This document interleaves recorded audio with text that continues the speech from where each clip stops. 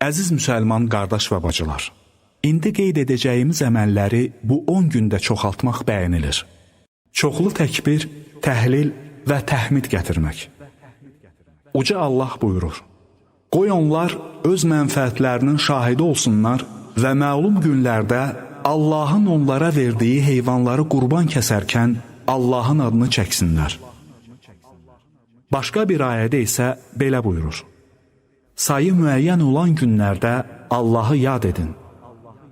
Abdullah İbn Ömər rəvayət edir ki, Rasulullah sallallahu aleyhi və səlləm belə buyurub: Allah-u Teala nəzdində içərisində salih əməl işlənən bu 10 gündən əcri daha böyük və onun daha çox xoşuna gələn başqa bir gün yoxdur.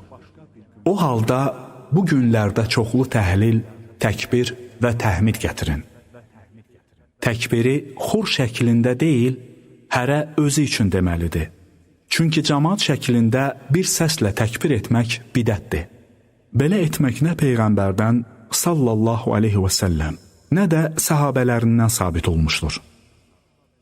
Təkbirlər vacib namazlardan sonra xüsusi olaraq, digər vaxtlarda isə ümumi olaraq deyilir.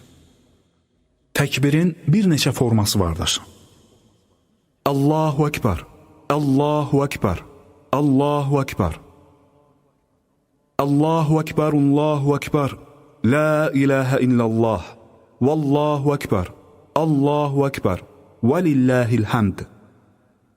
Allahu Ekber, Allahu Ekber, Allahu Ekber, La ilahe illallah, Vallahu Ekber, Allahu Ekber, Allahu Ekber, Velillahil hamd.